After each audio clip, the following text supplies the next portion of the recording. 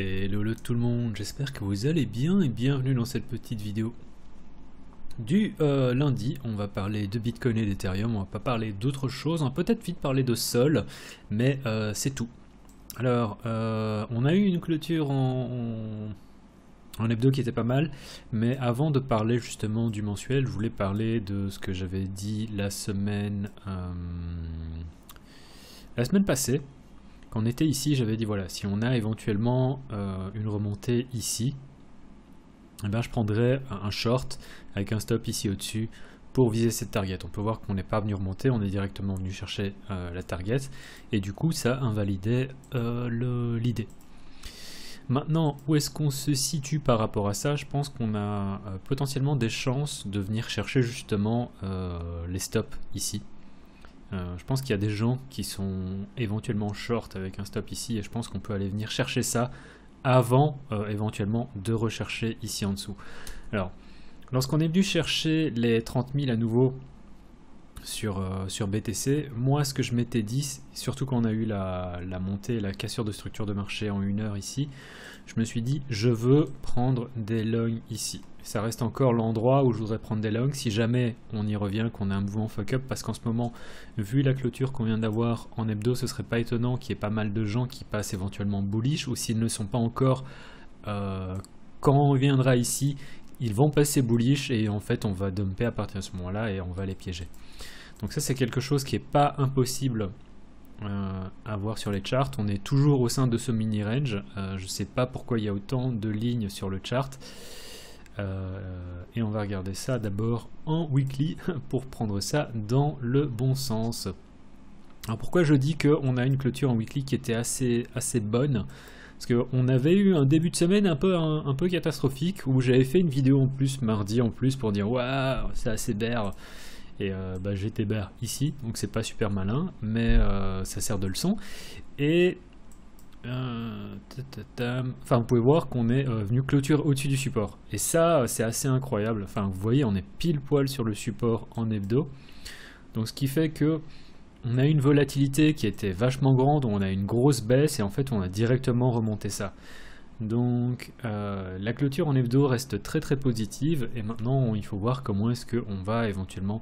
Enfin ça veut dire quoi cette clôture? Ça veut dire qu'on part pas directement sur un scénario bullish, un scénario bearish dont j'avais parlé au cours des précédentes vidéos on va ranger ici.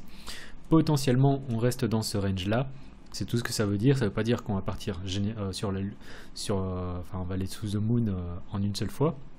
Ceci dit, le fait que voilà, on est venu chercher les stops ici, les stops ici, les stops là, enfin en gros toute la liquidité a été sortie ici, qu'on a eu une grosse montée, c'est généralement positif. Et je pense que si on n'a pas un truc au cours de cette semaine, enfin déjà si on clôture dans le vert cette semaine, je pense que la semaine prochaine ça va être ça en fait, tout simplement.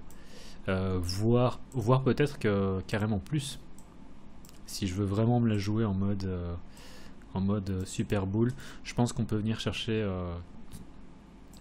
allons-y, on peut venir chercher 45, voire un peu plus haut avec une mèche qui ferait un truc du genre bam. Par contre à partir de là il faut pas oublier que si on arrive à 45, 46, 47, 48, parce que même moi ma target en vrai c'est 47, 48, plus j'y pense plus je me dis que on va probablement avoir un mouvement fuck up en intra-week, donc intra-semaine. Ça veut dire quoi? Ça veut dire que en daily ou en 4 heures, on risque d'avoir un truc du genre 42, 43, 44. Les gens qui passent bullish, c'est un piège. On redescend à 40 000, les gens repassent bear, et puis on remonte. Lorsqu'on remonte à 45, 46, 47, 48, les gens vont repasser bullish vraiment petit à petit lorsqu'ils vont être à 45, 46, 47. Et je sens que quand on va faire 47-48, il y a des gens qui vont se dire « Ah putain, je suis en train de louper tout ce qui se passe. » Et on va venir dump d'un seul coup. On va retourner à 40 000 d'un seul coup. Ça, c'est ce que je pense. Je peux tout à fait me tromper, mais c'est la manière dont je vois ça. Alors ça, c'est donc pour l'hebdo. Ça ne veut pas dire qu'on va venir du coup monter en une seule fois. Ceci étant dit, vu que c'est le début de semaine, qui sait comment est-ce que la semaine va commencer en intraday, vu qu'on est en début de semaine, il n'est pas impossible qu'en journalier en fait on fasse hop, avant de remonter et de clôturer dans le vert. Donc ça c'est quelque chose que je voudrais voir en daily ou en intraday. Je vous avais dit aussi dans la vidéo de la semaine passée, pour vraiment passer bullish, il faut qu'on repasse au-dessus de ça. Tant qu'on n'est pas là au-dessus, ça reste un peu compliqué, parce qu'on on est encore sous une certaine... encore sous résistance. Et en attendant, ce qui est assez fort aussi, c'est de voir comment est-ce que on est pile poil sous résistance en daily. Et du coup, l'idée c'est de se dire que bon, on est potentiellement dans ce range-ci en daily.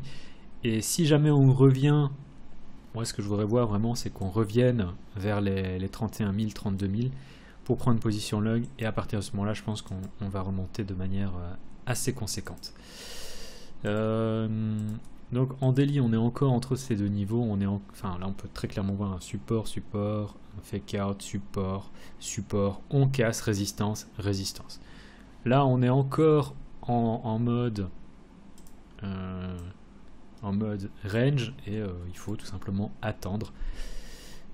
Pour vraiment qu'on soit bullish, il faudrait qu'on passe ici au-dessus. Voilà.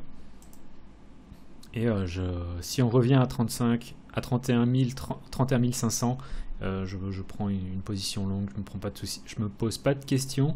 Le vrai stop, il est ici en dessous, mais si on commence à trader comme ça en intraday, enfin en daily, je sais que si on a une clôture en daily, éventuellement j'accepterais qu'on fasse ça, enfin qu'on passe une bougie ou deux, mais pas de genre là, mais pas plus quoi.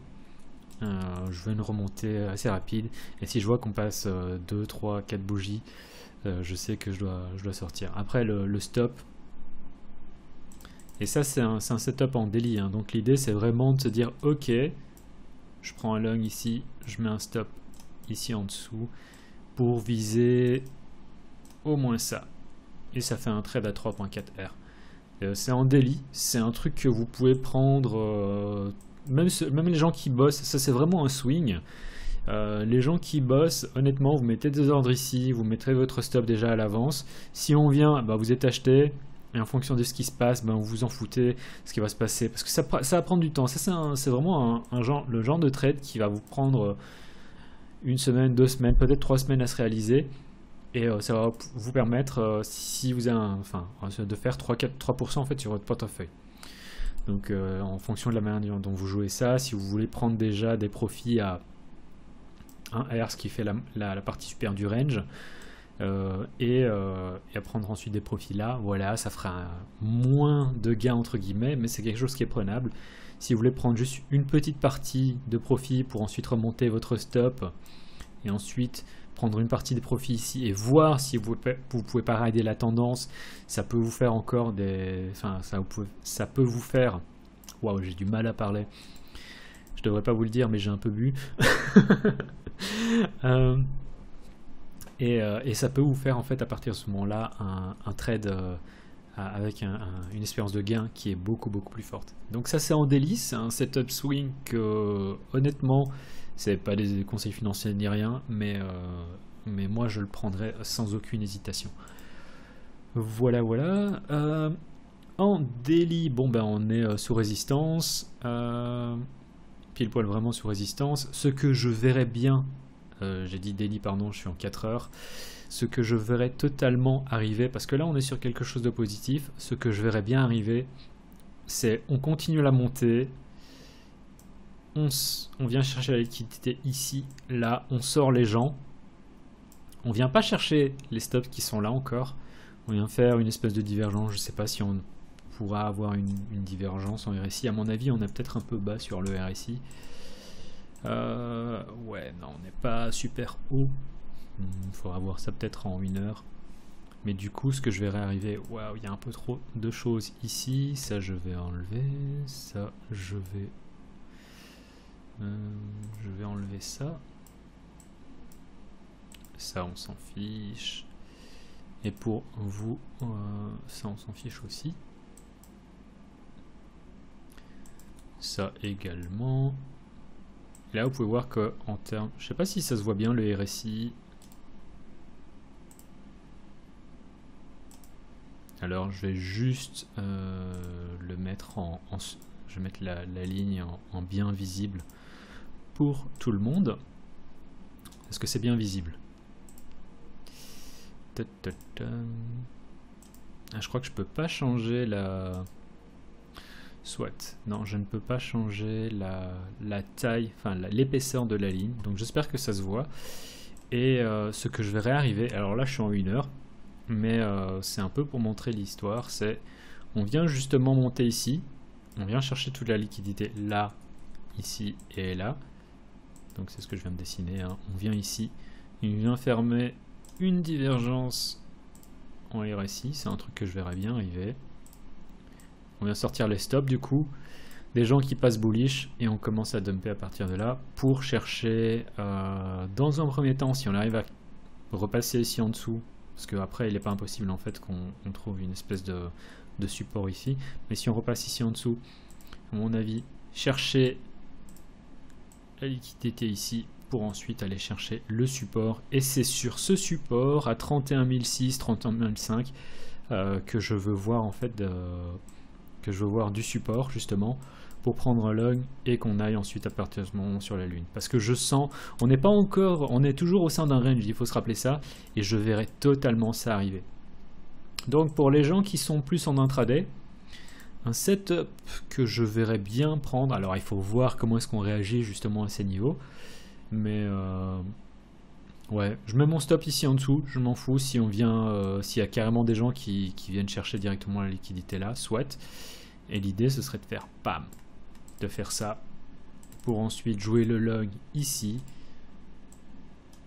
Et bon, vu que le long je le joue sur une échelle de temps différente en intraday, ce serait un truc de genre, enfin pas en intraday pardon, en daily, ce serait faire un truc de genre là.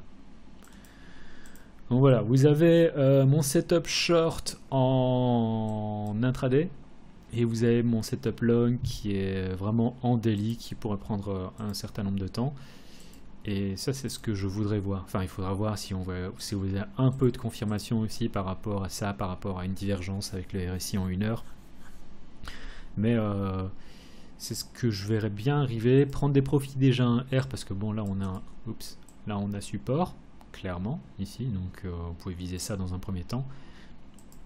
Et si vous voyez que justement on arrive ici en dessous, qu'on arrive en mode ok, on fait un double top avec une divergence, on casse la structure de marché en 1 heure, vous pouvez éventuellement rajouter à votre short ici pour boum, viser bon dans un premier temps ça, et vous dire ok ici, là c'est vraiment l'endroit où est-ce que je veux prendre une position longue de par le fait qu'on est sur support en daily et que en plus on est dans la liquidité là, une liquidité qu'on n'a pas encore retestée, donc c'est là qu'on veut voir un mouvement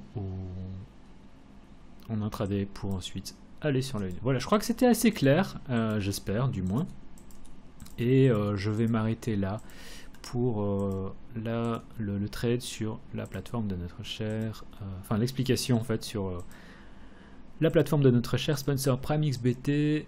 N'hésitez pas à checker le lien qu'il y a dans la description, le code LCG. Waouh! Le code LCG vous donne droit à 50% sur vos dépôts. Et n'hésitez pas à checker le canal Telegram grâce auquel vous pouvez éventuellement gagner 150 $, dont 50 $ en COF token. Voilà. Ça c'est fait. Ouais. Et comme bon, on a fait une super clôture en hebdo et qu'on est en début de semaine, c'est vraiment pas étonnant qu'on clôture la semaine, enfin qu'on commence la semaine dans le rouge, vu qu'on est vraiment en début de semaine. Mais ceci dit, je pense qu'une fois qu'on arrive dans le vert, on est bon pour au moins chercher cette partie là. Mais en vrai, je pense qu'on va venir chercher la liquidité parce qu'on est en weekly. Aller chercher ça ici, voire plus haut. Comme je viens de vous expliquer, j'ai pas grand chose d'autre à vous dire. Hein. On est sous résistance, on peut aller chercher la liquidité, puis dumper, venir chercher le support. C'est la manière dont je vois ça. On parlait vite fait d'Ethereum Bitcoin. Alors Ethereum Bitcoin, je vous en avais parlé la semaine passée, j'avais dit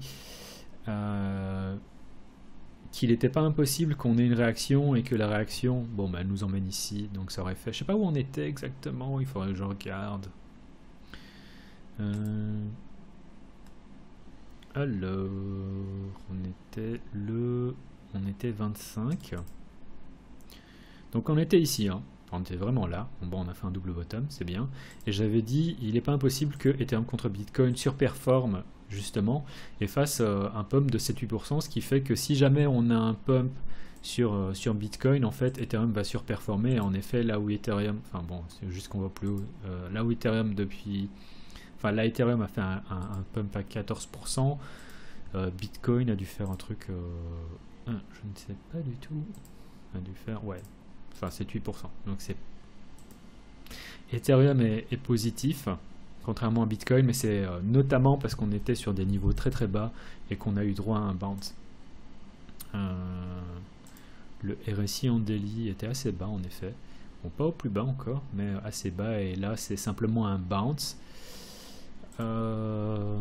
qui pourrait éventuellement nous emmener à 6.1, et si vraiment il y a de la folie, voir les 6.3.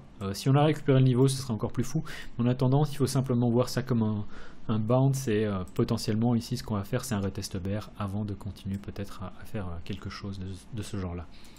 Je suis pas encore tout à fait convaincu sur la bullishness de Ethereum contre Bitcoin, mais enfin il n'y a rien à dire. Pour le moment le bounce se passe bien, et l'idée c'est de se dire qu'on peut aller chercher plus haut et que du coup Ethereum potentiellement va surperformer BTC. Ethereum, ouais, ça c'est ce que je vous avais dit, parlé de ça la semaine passée, je crois, c'est ça. Je vais parler de cette ligne et je vous avais dit, non, en vrai ce que j'avais dit c'était ça. Si on récupère ce niveau des 2100, excusez-moi, qu'on récupère ça, on va aller chercher à mon avis ici. Et le trade long à prendre, il est vraiment lorsqu'on récupère le niveau. En attendant, ça c'est moyen en fait ça. Et on va voir comment est-ce qu'on clôture déjà en daily. Parce que si on clôture le daily comme ça, à mon avis, on est bon pour continuer à la descente. Ethereum en hebdo, là c'est marrant parce que c'est là où ça différence, il y a une différence avec BTC. C'est qu'on est venu aussi chercher la liquidité, on est remonté, et en fait non, j'ai rien dit. On a réussi à garder ce support, donc ça c'est positif. Par contre, on est, enfin cette ancienne résistance du coup qui fait support, ce qu'il faudrait en fait c'est qu'on remonte quand même ici, au-dessus. Et là on est en gros entre deux niveaux, et c'est vraiment pas le genre de choses que vous voulez trader. Donc Ethereum en attente, si on récupère ça ici au-dessus, ce serait positif. Trader la cassure pour aller chercher ça ici, et ça ferait un R qui est, enfin ça ferait un trade avec un R qui est assez incroyable. Je crois que ça faisait 4 R d'après ce qu'on avait dit la semaine passée. Ouais, plus de 4 R, donc 4% sur le portefeuille, sachant que votre livret A vous fait, je sais pas, moins de 2%. Voilà, tout est dit. Restez patient et on va vous voir. Je voulais parler de Sol parce que tout le monde parle de Sol en ce moment.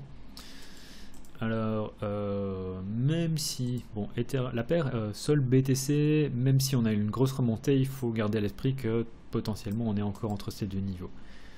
Certains mettraient le niveau ici et le niveau ici, c'est la même chose, ça reste un range. Personnellement, je pense que garder ça et garder ça, ça reste bien. On va regarder en daily. Voilà, là on est toujours au sein du range. Si on arrive à récupérer de 1 ce niveau là et ensuite qu'on a la cassure, c'est un peu ce que je viens d'expliquer sur Ethereum. À partir de ce moment là, on va très probablement chercher là, et ça ferait encore un trade assez intéressant. Hop, hop. Bon, ça fait un trade à un peu plus de 3 R quand même, donc ça reste pas mal. Et là où ce serait intéressant à regarder, c'est ce qui se passerait sur Sol USD.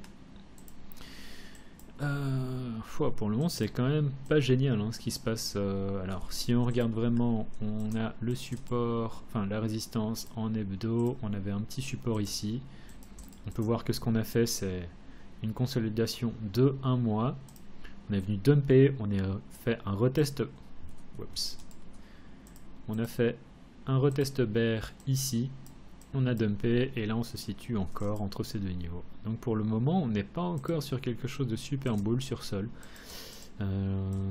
J'ai vu plein de commentaires en fait sur Twitter, c'est pour ça que je m'étais dit que j'allais en parler, mais en fait il faut en parler.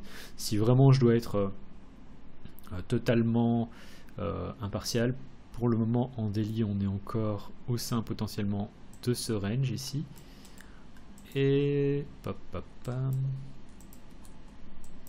ouais, en fait non, il n'y a pas grand chose à dire pour le moment. C'est un peu la même idée que sur Bitcoin, dans le sens où on a un niveau pivot ici. Bon, on est encore en train de ranger aussi là-dessus. Donc ouais, je sais pas d'où vient l'excitation sur Sol en ce moment. Je vais pas en parler plus que ça parce que j'ai pas, honnêtement, non, je suis pas plus excité que ça. Voilà, c'est tout pour la vidéo d'aujourd'hui, en espérant que ça puisse vous aider. Si jamais vous appréciez le contenu, n'oubliez pas les pouces en l'air, tout ça. S'il y a des altes que vous voulez que je regarde, n'hésitez pas à me poser la question, parce que c'est vrai que bon, bah, même si les altes en ce moment ils sont totalement dead, je peux totalement les charter quand même, hein, juste pour le fun. Voilà, c'était tout pour la vidéo de ce lundi, c'était Graph, en vous souhaitant une excellente semaine. N'oubliez pas les likes. Tchuss!